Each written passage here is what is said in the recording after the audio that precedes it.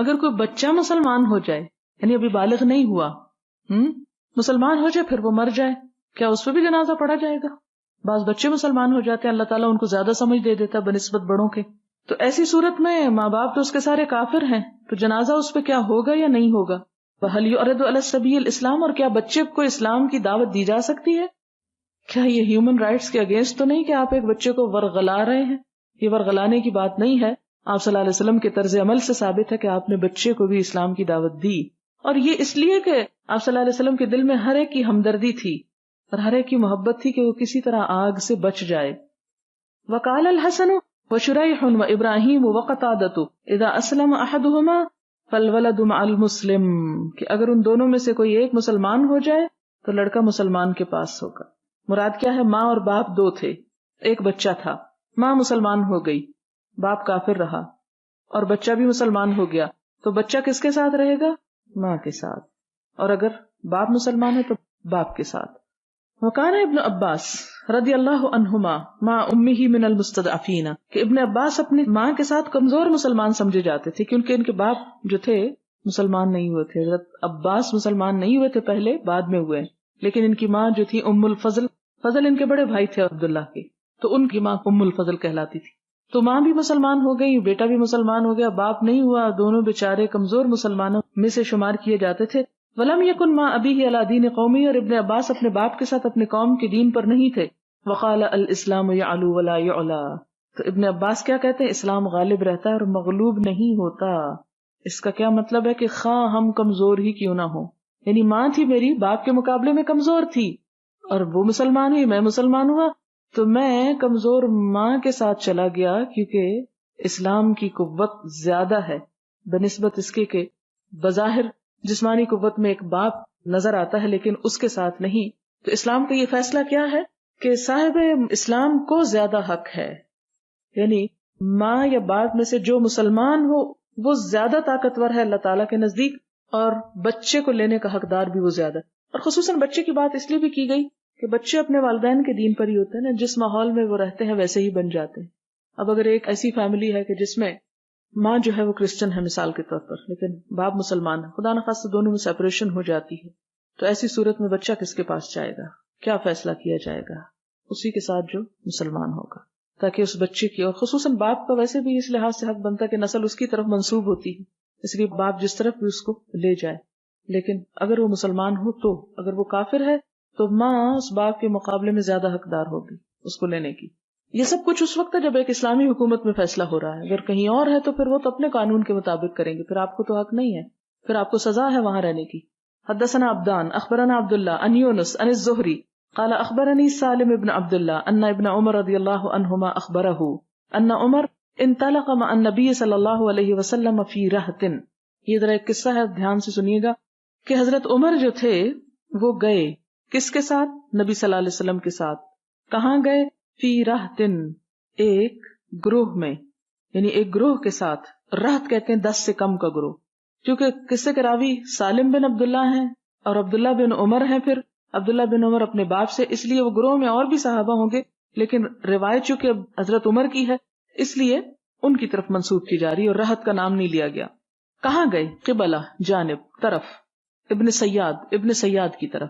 یہ ابن سیاد ایک یہودی لڑکا تھا، یہ عام لڑکوں سے مختلف تھا، اس کو بعض اوقات ایسے اشارات ہو جاتے تھے کہ جس سے کوئی آنے والی یا ادھر ادھر کی باتیں اس کو پتہ چل جاتی تھی، جو عام طور پر کاہنوں کے ساتھ ہوتا۔ آپ نے اسے اسلام کی دعوت دی، یہ کہتے ہیں کہ مسلمان ہو گیا، پھر اس کے اولاد میں بڑے عالم لوگ ہوئے، اس کا ایک بیٹا تھا عمارہ جو امام مالک کا استاد تھا۔ جی ہاں، لیکن ابتدا میں ابھی یہ یہودی ہی ہے، جو قصہ ابھی آپ پڑھیں گے اس کے غیر اسلامی حالت کا قصہ ہے۔ ابن سیاد کے پاس گئے، یعنی یہ کاہن بچہ جو تھا، حتی وجدوہ یلعبو، دیکھا اس کو کہ کھیل رہا ہے مع الصبیان، بچوں کے ساتھ، کیونکہ ابھی بچہ سا تھا، لہٰذا جب آپ صلی اللہ علیہ وسلم اور صحابہ کرام اس کے پاس گئے پورا وفد بن کے، تو وہ کیا کر رہا تھا؟ کھیل رہا تھا۔ اور یہ کس لیے گئے تھے؟ دراصل اسلام کی دعوت دینے۔ عند اتم بنی مغالطہ، اتم گھر کو کہتے ہیں، اب گھر تو بہت سے قسم کے ہوتے ہیں، اتم کیوں؟ اتم کہتے ہیں پتھروں کا بنا ہوا گھر، یہ کچی مٹی کا گھر ہوتا ہے تو اتم پتھر کا گھر، اینٹوں کا گھر کہہ سکتے ہیں آپ۔ مثلا بنی مغالہ انصار کا ایک قبیلہ ہے، وقت قارب ابن سیاد، اور قریب آ چکا تھا ابن سیاد، کس کے؟ الحلم، بلوغت کے، یعنی بالکل چھوٹا بچہ بھی نہیں تھا اور جوان بھی نہیں ہوا تھا، جوان ہونے کے قریب تھا. فلم یشعر، تو اس کو پتہ نہیں چلا کہ صحابہ کرام آ رہے ہیں، کھیل میں مصروف رہا. حتی ضرب النبی صلی اللہ علیہ وسلم بیدہ، یہاں تک کہ نبی صلی اللہ علیہ وسلم نے اپنا ہاتھ اس پہ مارا، یعنی جا کے اس کو تھپایا. ثم قال ابن سیاد، پھر ابن سیاد سے کہا اتشہد انی رسول اللہ، کیا تم گواہی دیتے ہو کہ میں اللہ کا رسول ہوں؟ فنظر الیہ ابن سیاد، تو ابن سیاد نے آپ کی طرف دیکھا. فقال، کہنے لگا اشہد انک رسول الامیین، میں گواہی دیتا ہوں کہ آپ امیوں کے یعنی عربوں کے رسول ہیں. یہ دو ٹرمز ہیں، ایک اہل کتاب اور ایک امیین. اہل کتاب کون؟ جن کے پاس تورات اور انجیل وغیرہ تھی. اور امی کون؟ کہ جو آسمانی کتابیں نہیں رکھتے تھے. عربوں کے لیے یہ لفظ استعمال کیا جاتا ہے. تو وہ کیا کہنے لگا ابن سیاد کہ آپ امیوں کے رسول ہیں، یعنی ہمارے نہیں ہیں، مراد یہ، کیونکہ ان کے بڑوں نے ایسا ہی تعصب سکھایا تھا نا، یہ ہمارے نہیں ہیں، یہ فلاں گروہ کے ہیں، بالکل جیسے ہم کرتے ہیں. اس کی بات نہ سننا، یہ فلاں پارٹی سے تعلق رکھتا ہے، ہاں بات وہ درست ہی کر رہا ہو. فقال ابن سیاد للنبی صلی اللہ علیہ وسلم، ابن سیاد نے نبی صلی اللہ علیہ وسلم سے کہا اتشہد انی رسول اللہ، کیا آپ گواہی دیتے ہیں کہ میں اللہ کا رسول ہوں؟ کیونکہ طرح طرح کی خبریں اس پہ آتی تھی، جنات یا شیاطین جیسے کاہنوں کے پاس آتے ہیں، وہ جیسے سورۃ الشعراء کے آخر میں آتا ہے نا کہ کیا تم جانتے ہو کہ شیاطین کس پہ اترتے ہیں؟ علی کل افاک نسیم، ہر جھوٹے گناہگار پر. تو یہ ہے کہ یہ جو کہانت ہے، اور آج بھی آپ دیکھیں نجومی اور رمال اور اس قسم کے بہت سے لوگ ہمارے معاشرے میں بھی پائے جاتے ہیں جو لوگوں کو کچھ جھوٹی کچھ سچی خبریں ملا جلا کے سنا دیتے ہیں. کچھ ایسے کیفیات آتی ہیں ان پہ کہ وہ بتا دیتے ہیں. تو یہ علم تو موجود ہے اور یہ کیفیات بھی موجود ہیں، ان کا انکار نہیں کیا جا سکتا، لیکن ان پر ایمان نہیں لانا چاہیے، ان کی طرف توجہ نہیں کرنی چاہیے، ان چیزوں میں دلچسپی نہیں لینی چاہیے، غیب کی خبریں معلوم نہیں کروانی چاہیے. تو اب یہ بچہ جو تھا اس کے ساتھ بھی کچھ ایسی کیفیات اس پہ آتی تھی، جیسے ہمارے ہاں وہ کہتے ہیں نا پتہ نہیں مجذوب، یا وہ کوئی ایسے خاص قسم کے لوگ ہوتے ہیں اور وہ پھر کچھ بول دیتے ہیں تو وہ ہو جاتا ہے، بعض اوقات کچھ کہہ دیتے ہیں تو وہ بد دعا ان کی لگ جاتی ہے. اس قسم کی چیزوں یعنی اصلاً ہیں صحیح، لیکن ہمیں تعلیم کیا دی گئی کہ ان چیزوں میں مت پڑو. دع ما یریبک الی ما لا یریبک، شک میں ڈالنے والی چیزوں سے کنارہ کشی اختیار کرو، ان خبروں پہ کان نہ دھرو، ان چیزوں کی طرف دلچسپی نہ رکھو. اتشہد انی رسول اللہ فرفضہ، اس نے کہا کہ کیا آپ گواہی دیتے ہیں؟ یعنی جیسے آپ بچے کو کہتے ہیں نا آپ یہ کر لیں تو کہتا آپ کر لیں، بالکل اسی طرح آپ نے اس کو اسلام کی دعوت دی تو اس نے کہا اچھا آپ مجھے مانتے کہ میں رسول ہوں؟ فرفضہ، تو آپ نے اس کو چھوڑ دیا. وقال، آپ نے کیا فرمایا؟ آمنت باللہ و برسولہ، میں اللہ اور اس کے رسولوں پر ایمان لاتا ہوں. یعنی جب تم رسول ہی نہیں تو میں تمہیں کیا رسول مانوں گا؟ یہ نہیں کہا نہیں تم تو کیا بات کر رہے ہو اور تم کافر ہو اور فلاں، نہیں کہا میں اللہ اور اس کے رسولوں پر ایمان. فقال له ماذا ترى، تو آپ نے اس سے پوچھا کہ تمہیں کیا دکھائی دیتا ہے، یعنی تمہاری کیا کیفیت ہوتی کہ تم کیسے بتا دیتے ہو اس طرح کی بات. اس سے ایک اور بات پتہ چلتی ہے، وہ کیا کہ انسان اس قسم کے لوگوں سے انٹرویو کر سکتا ہے، پوچھ سکتا ہے کہ یہ آپ کس طرح بتاتے ہیں، کہاں سے آپ کو خبر ملتی ہے، یہ جو آپ حساب کتاب کرتے رہتے ہیں اس کی یعنی ایک علم کی حد تک اسے جانا جا سکتا. قال ابن سیاد یاتینی صادق و کاذب، ابن سیاد کہنے لگا کہ میرے پاس سچا بھی آتا ہے اور جھوٹا بھی آتا ہے، یعنی بعض خیال مجھے سچے آتے ہیں اور بعض جھوٹے، یا بعض جنات میرے پاس سچی خبر لاتے ہیں اور بعض جھوٹی خبر لاتے ہیں. فقال نبی صلی اللہ علیہ وسلم خلت علیک الامر، کہ تیرا معاملہ تو گڑمڑ ہو گیا، یعنی تو رسول کیسے ہو سکتا ہے کہ کوئی بات تیری سچی ہے اور تیری کوئی جھوٹی. ثم قال له النبی صلی اللہ علیہ وسلم انی قد خبأت لک خبیئا، آپ نے اس سے فرمایا میں نے تیرے لیے ایک چیز چھپائی ہے، ایک بات چھپائی ہے، اور وہ بات کیا تھی؟ میں نے اپنے دل میں ایک بات سوچی ہے، بتاؤ وہ کیا ہے، کوئی آیت ہے جو میں دل میں پڑھ رہا ہوں تو مجھ کو بتاؤ. فقال ابن سیاد، ابن سیاد کہتا ہے ہوا الدخ، یہ دخ ہے، دخ. فقال اخسا، تو آپ نے فرمایا اچھا چلو پرے ہٹو.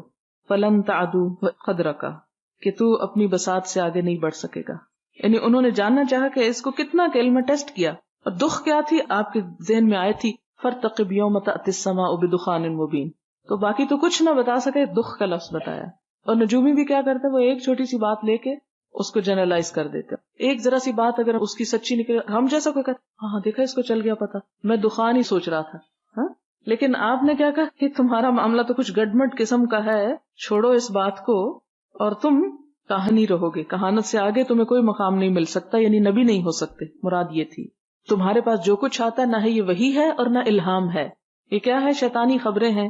چند ایک آپ دیکھیں کہ شیطان جیسے ہمارے دل میں وسوسے ڈالتا ہے نا، تو وہ کیسے وسوسہ ڈالتا ہے؟ اس وقت ڈالتا ہے نا جب دل میں ہم کچھ بات سوچ رہے ہوتے ہیں. تو اس سے کیا پتا چلتا ہے کہ شیطان کو بعض اوقات ہمارے دل کی کچھ باتوں پر اس میں دخل اندازی کا موقع مل جاتا ہے، اس کو پتا چل جاتا ہے ہم سوچ کیا رہے ہیں.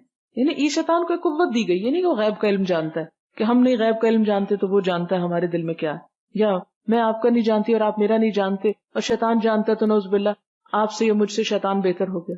یہ نہیں اس کا معنی. دل میں جب شیطان وسوسے ڈالتا ہے، مثلاً آپ نماز پڑھنے لگے یا کوئی اچھا کام کرے، صدقہ ہی کرنے لگے، مثلاً آپ ابھی سوچ رہے ہوتے ہیں تو ایک خیال آتا ہے اچھا نہیں چھوڑو جانے دو، وہ تو ایسے ہی ہے، اس کو نہیں کچھ خرچ کرنا یا دینا، وہ تو قابل ہی نہیں دینے کے. کون یہ باتیں بری بری ڈالتا ہے دل میں؟ یہ شیطان ڈال رہا ہوتا ہے. شیطان کب ڈالتا ہے؟ جب آپ ایک نیک نیتی کا ارادہ کرتے. ابھی آپ نے زبان سے کچھ نہیں بولا لیکن شیطان آپ کے دل تک پہنچ گیا. جس سے کیا بات پتہ چلتی ہے کہ شیطان بعض اوقات دل کی باتیں بھی جان لیتے ہیں اور جب ہی وہ وسوسہ ڈالنے پر قادر ہو جاتے ہیں. اچھا ایک اور بات، ہر انسان کے ساتھ ایک شیطان لگا ہوا ہے جس کو ہمزاد بھی بولتے ہیں. ہمزاد کا لفظ سنا ہے آپ نے؟ ہمزاد بولتے ہیں اس کو. جو شخص آیت الکرسی نہیں پڑھتا، اللہ کا ذکر نہیں کرتا، تو جو کسی دوسرے کا شیطان ہوتا ہے یا عام شیطان جو ہوتے ہیں، وہ اس ہمزاد سے دوستی کر کے اس انسان کے دل کی باتیں یا اس کے راز لے لیتے ہیں. یہ جو نجومی قسم کے لوگ ہوتے ہیں نا، انہوں نے جن مسخر کیے ہوئے ہوتے ہیں، کچھ جن پالے ہوئے ہوتے ہیں. وہ کہتے ہیں نا بکرے کا گوشت لاؤ، فلانا لاؤ، وہ اپنے جنوں کو کھلاتے ہیں. جی ہاں، یہ مذاق نہیں، یہ بالکل حقیقت ہے، ورنہ کالے بکرے ایسے اتنے ذبح ہوتے ہیں. وہ ہوتا کیا ہے؟ وہ قصہ مختصر یہ کہ جو لوگ جن قابو کر لیتے ہیں وہ اپنے جنوں کو اس شخص کے جن کے ساتھ لگا دیتے ہیں جو کسی انسان کے ساتھ ہر وقت جو شیطان لگا ہوا ہے، ٹھیک، اور اس سے کچھ خبریں اس کے بالکل تنہائی کی معلوم کر لیتے اور کچھ تھوڑی بہت اسی قسم کی دکھ جو ہے وہ دل کی بھی لے لیتے ہیں اور پھر جا بتاتے ہیں ادھر. اب کوئی ایسا شخص پہنچتا ہے تو کہتا ہے، آنکھیں تھوڑی دیر بند کرتا ہے، پھر کہتا ہے اچھا فلاں شخص اس وقت بیٹھا ہوا ہے فلاں مکان کے دوسرے کمرے میں جس کے اندر یہ سب پردے لٹک رہے ہیں اور یہ، تو انسان کہتا ہے دیکھا اس کو تو غیب کا علم ہے، یہ تو سب کچھ جانتا ہے. اب اس کے بعد جو باقی جھوٹی باتیں بھی بتاتا ہے وہ بھی ساری مان لیتا ہے. تو یہ ایک شیاطین کا کھیل ہے اس قسم کا کہ جس میں ان کو آزادی دی گئی. وہ جنت میں پہنچ گیا تو بہکانے کو، تو یہاں دنیا میں تو بہت ہی آزاد ہے. وہ اس نے کہا تھا نا کہ رب انظرنی الی یوم یبعثون، مجھے مہلت دے. یہ اس کو مہلت دی گئی ہے، آزادی دی گئی ہے، اور انسان سے تھوڑی بڑھ کے آزادی دی گئی ہے کہ وہ انسان کو جیسا چاہے گمراہ کر لے. ایسی جب خبریں ہوتی ہیں تو عام لوگ اس میں اپنا ایمان گنوا بیٹھتے ہیں، کہتے ہیں جی اس کو تو غیب کا علم ہے، پھر ہر سچی جھوٹی بات اس سے پوچھنے کو چلے جاتے. پھر کہتے ہیں کہ جی اچھا وہ فلاں شخص جو ہے نا وہ بتا دیتا ہے کہ چوری کس نے کی، کہاں گئی، وہ فلاں چیز فلاں جگہ پڑی ہے، جا کے اس سے پتہ کر لو. ایسا ہوتا ہے، لیکن ہمیں ان سب چیزوں سے منع کیا گیا. آپ صلی اللہ علیہ وسلم نے فرمایا جو کسی کاہن کے پاس جائے اس نے اس تعلیم کا انکار کیا جو محمد صلی اللہ علیہ وسلم لے کر آئے ہیں. کفر کا لفظ آتا ہے وہاں، اس نے کفر کیا اس تعلیم سے جو محمد صلی اللہ علیہ وسلم لے کر آئے ہیں. لہٰذا کاہنوں کے پاس، نجومیوں کے پاس جانے سے منع کیا گیا، ایسی خبریں معلوم کروانے سے منع کیا گیا، ایسی خبروں کے پیچھے پڑنے سے منع کیا گیا، کیونکہ اس سے انسان کا ایمان متزلزل ہو جاتا ہے، انسان شرک میں مبتلا ہو سکتا ہے. کہ اچھا ہم کہتے ہیں کہ غیب نہیں کسی کو پتا، دیکھو اس کو تو سب کچھ پتا اور اس کو پتا ہے، اور تجسس میں بہت ساری چیزیں ایسی انسان شروع کر دیتا ہے جو حقیقت سے دور ہوتی ہیں. ہاں اب آپ کو بتاؤں طریقہ ان ساری چیزوں سے بچنے کا، اللہ کا ذکر. آپ کو وہ دعا یاد ہوگی کہ جب ایک انسان اپنے گھر سے نکلتے وقت پڑھتا ہے بسم اللہ توکلت علی اللہ لا حول ولا قوت الا باللہ، تو ایک فرشتہ جواب میں کیا کہتا ہے؟ ہدیت ووقیت وکفیت، ہدایت پا گئے، کفایت کیے گئے، بچا لیے گئے. اب اس کا جو ساتھ ہمزاد لگا ہوا ہے اس کا منہ بند ہو جاتا ہے، یہ کسی دوسرے آنے والے جن شیطان کو کچھ بتا نہیں سکتا، حصار ہو جاتا ہے انسان کے ارد گرد. جب آیت الکرسی پڑھتا ہے تو انسان کے ارد گرد ایسی دیوار قائم ہو جاتی ہے کہ کسی کے مسخر یا قابو کیے ہوئے جن اس شخص کے آ کے حالات معلوم نہیں کر سکتے. تو کیا ہے؟ من یعتصم باللہ فقد ہدی الی صراط مستقیم، من استمسک بالعروۃ الوثقی لا انفصام لہا. آیت الکرسی کے بعد آتی ہے نا یہ آیت، پڑھی ہوگی آپ نے. تو جو شخص یہ پڑھ لیتا ہے، اور سوتے وقت خاص طور پر اسی لیے پڑھنے کو کہا گیا کہ انسان غافل ہو جاتا ہے، اس کو نہیں پتا کہ اس پہ شیطان حملہ کریں، جن کر رہے ہیں، کون کر رہا ہے، کیا ہو رہا ہے. کیا کہا گیا؟ آیت الکرسی پڑھ کے سو، کوئی نہیں پاس پھٹکے گا، کوئی نقصان نہیں دے سکتا. تو یہی ہے اللہ کو تھام لینا، اس سے دوستی کر لینا، اس کو یاد کر لینا کہ جس کے بعد کوئی چیز پھر آپ پہ غالب نہیں آ سکتی. الاسلام یعلو ولا یعلا، اسلام غالب آتا ہے مغلوب نہیں ہوتا. پھر شر کی قوتیں آپ پہ غالب نہیں آ سکتی. لیکن انسان ہے نا، پڑھنا بھول جاتے ہیں، سستی کر جاتے ہیں، خصوصاً جن دنوں میں نماز نہیں پڑھنی ہوتی.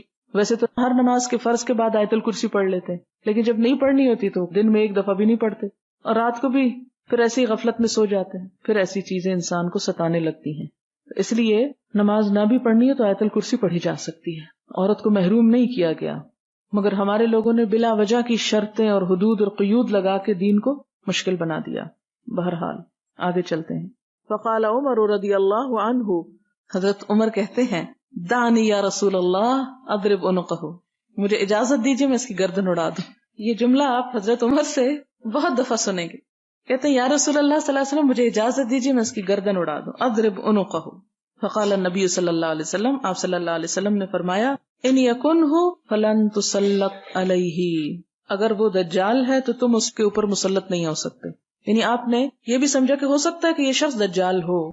پھر سوال نہ آئے کہ دجال کون ہے، وہ جو فتنوں کی کتاب ہے اسی میں بتاؤں گی، ابھی نہیں بتا سکتی. آپ نے فرمایا کہ نہیں، اگر یہ دجال ہے اور ہر جھوٹے کو بھی کہتے ہیں تو تم اس پہ مسلط نہیں ہو سکتے. کیوں؟ دجال کو کون مارے گا؟ حضرت عیسیٰ علیہ السلام. یہ مراد تھی. اگر یہ دجال ہے تو تم اس پہ قابو نہیں پا سکتے. وَإِن لَمْ يَكُنْهُ فَلَا خَيْرَ لَكَ فِي قَتْلِهِ، اور اگر وہ دجال نہیں تو اس کو قتل کرنے میں تیری کوئی بھلائی نہیں، یہ تیرے لیے اچھا نہیں، اس کو مارنا تیرے لیے بہتر نہیں. وقال سالم، حضرت عمر کے پوتے سالم کہتے ہیں سمعت ابن عمر، میں نے اپنے ابا ابن عمر سے سنا، رضی اللہ عنہما یقول، اللہ ان دونوں سے راضی ہو، کہتے ہیں انطلق بعد ذالک رسول اللہ صلی اللہ علیہ وسلم، اس کے بعد نبی صلی اللہ علیہ وسلم چل دیے، وہ ابی بن کعب اور ابی بن کعب الی النخل التی فیہا ابن سیاد، اس کھجور کے درخت میں جہاں ابن سیاد ہوتا تھا، وہو یختل، اور وہ وہاں پر اکیلے تھے، ان یسمع من ابن سیاد، کہ ابن سیاد سے کچھ سنیں کہ کیا کہتا ہے یہ، قبل ان یراہ ابن سیاد، اس سے پہلے کہ ابن سیاد آپ کو دیکھ لے. یعنی چپ کے آپ صلی اللہ علیہ وسلم ابی ابن کعب کے ساتھ ان کھجوروں کے درختوں کے پاس گئے جہاں وہ رہتا تھا. فرآہ النبی صلی اللہ علیہ وسلم وہ مستجع یعنی فی قطیفۃ لہ، تو دیکھا اس کو نبی صلی اللہ علیہ وسلم نے کہ وہ لیٹا ہوا ہے اپنا ایک کمبل لپیٹے. قطیفہ کمبل کے لیے آتا ہے. فیہا رمزۃ، کہ اس میں کچھ گنگنا رہا ہے، کمبل لیے لیٹا ہوا ہے اور کچھ بھنبھنا رہا ہے، گنگنا رہا ہے. رمز اشارے سے بات کر رہا. او زمرتن، زمرہ مزمار اسی سے ہے، یعنی کچھ گنگنا رہا ہے. فرأت ام ابن سیاد، ابن سیاد کی ماں نے دیکھ لیا، کس کو؟ رسول اللہ صلی اللہ علیہ وسلم، آپ صلی اللہ علیہ وسلم کو. وہو یتقی بجذوع النخل، اور آپ صلی اللہ علیہ وسلم بچ کے جا رہے تھے کھجوروں کے تنوں کے پاس سے، یعنی آپ بتانا نہیں چاہتے تھے کہ آپ گزر رہے ہیں، خاموشی سے چھپ کے اس کی بات سننا چاہتے تھے. فقالت لابن سیاد، تو ابن سیاد کی ماں ابن سیاد کو کہتی ہیں یا صافی، یا صافی، یہ جیسے لاڈ سے نام لیتے ہیں نا، سواد ہے تو پہلا اسی سے. وہ اس میں ابن سیاد کہتے ہیں کہ ابن سیاد کا نام بھی تھا. حاضہ محمد، یہ آ گئے محمد صلی اللہ علیہ وسلم. فسار ابن سیاد کود کے اٹھ بیٹھا، اچھل بیٹھا. فقال نبی صلی اللہ علیہ وسلم لو ترکتہ بینا، اگر یہ اسے چھوڑ دیتی تو یہ بیان کر دیتا، یعنی ماں نے اسے بتا دیا، اگر اس کو پتہ نہ چلتا تو جو اس کی حقیقت تھی وہ مجھے پتہ چل جاتی. وقال شعیب کہتے ہیں زمزمتن، کہ یہ رمزتن نہیں، یہ کیا ہے؟ زمزمتن تھا. فرفسہ، اور بعضوں نے کہا کہ یہاں فرفدہ کی بجائے فرفسہ ہے، یعنی انہوں نے اس کو لات ماری. وقال اسحاق الکلبی و اقیل رمرمتن، کسی اور نے اس کو رمرمہ پڑھا. وقال معمر رمزتن، ایک اور روایت میں اس کو رمزتن کہا گیا. رمزہ کہتے ہیں ستار کی آواز کو. بہرحال یہ تو راویوں کے آپس کے اختلاف ہے کہ یہ لفظ اصل میں کیا تھا، اور اس میں اصل میں آپ دیکھیں کہ ایک نقطہ دوسری جگہ لگا دیں تو وہ کچھ اور بن جائے گا، زمرہ بن جائے گا، رمزہ بن جائے گا، رمرمہ بن جائے گا، زمزمہ بن جائے گا. تو اس سے بہت سے لفظ وجود میں آ گئے، لیکن سب کا آلموسٹ معنی ایک ہی بنتا ہے. حدثنا سلیمان بن حرب حدثنا حماد وهو ابن زید عن ثابت عن انس رضی اللہ عنہ قال كان غلام یہودی یخدم النبی صلی اللہ علیہ وسلم، ایک یہودی بچہ حضور صلی اللہ علیہ وسلم کی خدمت کیا کرتا تھا. یعنی کرسچنز کو گھر میں آپ کام کے لیے رکھ سکتے ہیں. بہت سے لوگ یہ کہتے ہیں کہ جی اگر انہوں نے برتن دھو دیا یا کپڑے کو ہاتھ لگ گیا یا ایون باتھ روم دھو دیا تو وہ بھی نہیں پاک ہوا. یہ ضرورت سے زیادہ اپنے اوپر دین کو مشکل بنانے والی بات ہے. آپ صلی اللہ علیہ وسلم نے کوئی چیز چھوڑی ہے جس کا نمونہ نہ بتایا ہو، حالانکہ آپ کی کوئی مجبوری نہیں تھی کہ آپ اتنے سارے مسلمانوں کو ہوتے ہوئے ایک یہودی بچے کو گھر میں رکھ لیں. کان غلام یہودی یخدم النبی صلی اللہ علیہ وسلم، ایک یہودی بچہ آپ کی خدمت کیا کرتا تھا. فمرض، وہ بیمار ہو گیا. فاتاہ النبی صلی اللہ علیہ وسلم، تو نبی صلی اللہ علیہ وسلم اس کے پاس آئے. یعودہ، اس کی عیادت کرتے تھے. فقعد عند رأسہ، آپ اس کے سرہانے بیٹھ گئے. فقال لہ اسلم، آپ نے اس کو کہا اسلام قبول کر لو. فنظر الی ابیہ، تو بچے نے باپ کی طرف دیکھا. وہو عندہ، اور وہ اس کے پاس ہی تھا. فقال لہ اطع ابا القاسم، یہودی کہنے لگا ابو القاسم کی بات مان لو صلی اللہ علیہ وسلم. فاسلم، بچہ مسلمان ہو گیا. فخرج النبی صلی اللہ علیہ وسلم، نبی صلی اللہ علیہ وسلم باہر نکلے. وہو یقول، اور آپ فرما رہے تھے الحمد للہ الذی انقذہ من النار، اللہ کا شکر ہے جس نے اس کو آگ سے بچا لیا، یعنی مسلمان ہو گیا. حدثنا علی بن عبد اللہ حدثنا سفیان قال قال عبید اللہ سمعت ابن عباس رضی اللہ عنہما یقول کنت انا و امی من المستضعفین انا من الولدان و امی من النساء، کہ میں اور میری ماں کمزور مسلمانوں میں تھے، میں بچوں میں سے، میری ماں عورتوں میں سے.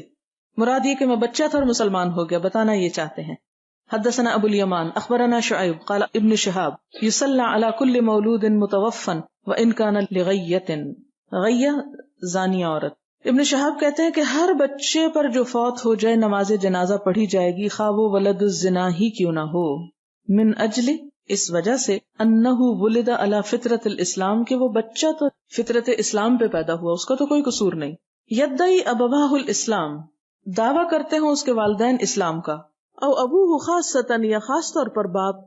وان کانت امہ، اور اگر اس کی ماں ہو علی غیر الاسلام، یعنی نا مسلم، نان مسلم. اذا استحل صارخا، اگر بچے نے آواز نکالی چیخ کر، استحل صارخا یعنی بچہ پیدا ہوتا تو جو چیخ کی آواز آتی اس کی طرف اشارہ ہے. مراد یہ کہ زندہ بچہ پیدا ہوا، صلی علیہ، تو اس پہ نماز جنازہ پڑھی جائے گی. کیا مطلب؟ اگر باپ مسلمان ہے، ماں کافر ہے، بچہ پیدا ہوا، بچہ کس دین پر ہے؟ اس کا تو کوئی دین نہیں. لیکن اگر باپ مسلمان ہے تو بچے کا جنازہ پڑھا جائے گا، خواہ وہ پیدا ہونے کے تھوڑی دیر بعد ہی کیوں نہ مر جائے. مراد یہ ہے کہ ولا یصلی علی من لا یستحل من اجل انہ سقط، اور اس کی نماز جنازہ نہیں پڑھی جائے گی جو آواز نہ نکالے کیونکہ وہ گر گیا. فإن ابا ہریرہ رضی اللہ عنہ کان یحدث، حدیث بیان کرتے ہیں ابو ہریرہ، قال النبی صلی اللہ علیہ وسلم، آپ نے فرمایا ما من مولود، کہ کوئی بچہ نہیں، الا مگر یولد علی الفطرہ، وہ پیدا ہوتا ہے فطرت پر. فابواہ یہودانہ او ینصرانہ او یمجسانہ، اس کے ماں باپ اس کو یہودی یا عیسائی یا مجوسی بنا دیتے ہیں، یعنی جو کچھ وہ دیکھتا ہے وہی بن جاتا ہے. کما تنتج البہیمۃ بہیمۃ جمعاء، جس طرح ایک چوپایا جو ہے، بہائم آتا ہے قرآن میں، بہیمۃ الانام بھی آتا ہے، جیسے ایک چوپایا جو ہے وہ ایک سلامت چوپائے کو جنم دیتا ہے. یعنی کبھی تم نے دیکھا کہ کوئی چوپایا پیدا اور اس کے کان ناک کٹے ہوئے ہوں؟ حل تحسون فیہا من جدعاء، کیا اس میں کوئی کن کٹا بھی دیکھا تم نے؟ یہ کن کٹے کی بات یہاں سے کہاں سے آ گئی؟ یہ اس لیے آ گئی کہ عربوں کے ہاں یہ رواج تھا کہ جانوروں کے کان وغیرہ پن کر دیتے تھے، کان کاٹ دیتے تھے. وہ کس لیے؟ اپنے دیوتاؤں کے نام پر، بتوں کے نام پر. بتانا کیا مقصود ہے، یا بتایا کیا گیا کہ ہر بچہ جو پیدا ہوتا ہے مسلمان پیدا ہوتا ہے. جیسے ہر جانور سلامت پیدا ہوتا ہے، بڑے ہو کے ان کے کان کاٹ دیے جاتے ہیں، چھید دیے جاتے ہیں، ان کو اللہ کی بجائے غیر اللہ کے نام پر ذبح کر دیا جاتا ہے. اسی طرح بچہ بھی. حل تحسون فیہا من جدعاء، تم محسوس کرتے ہو کہ ان جانوروں کے بچوں میں سے کوئی کن کٹا بھی پیدا ہوتا ہے. ثم یقول ابو ہریرہ رضی اللہ عنہ، پھر حضرت ابو ہریرہ نے یہ آیت پڑھی، فطرت اللہ التی فطر الناس علیہا، یہ اللہ کی فطرت ہے جس پر اللہ نے لوگوں کو پیدا کیا، یعنی دین اسلام پر ہی پیدا کیا. لا تبدیل لخلق اللہ، اللہ کی بنائی ہوئی ساخت کو تبدیل نہیں ہونا. ذالک الدین القیم، یہی درست دین ہے. حدثنا عبدان اخبرنا عبد اللہ اخبرنا یونس عن الزہری اخبرنی ابو سلمہ ابن عبد الرحمن ان ابا ہریرہ رضی اللہ عنہ قال قال رسول اللہ صلی اللہ علیہ وسلم ما من مولود الا یولد علی الفطرہ فابواہ یہودانہ او ینصرانہ او یمجسانہ کما تنتج البہیمۃ بہیمۃ جمعاء هل تحسون فیها من جدعاء. ثم يقول ابو ہریرہ رضی اللہ عنہ فطرۃ اللہ التی فطر الناس علیہا لا تبدیل لخلق اللہ ذالک الدین القیم.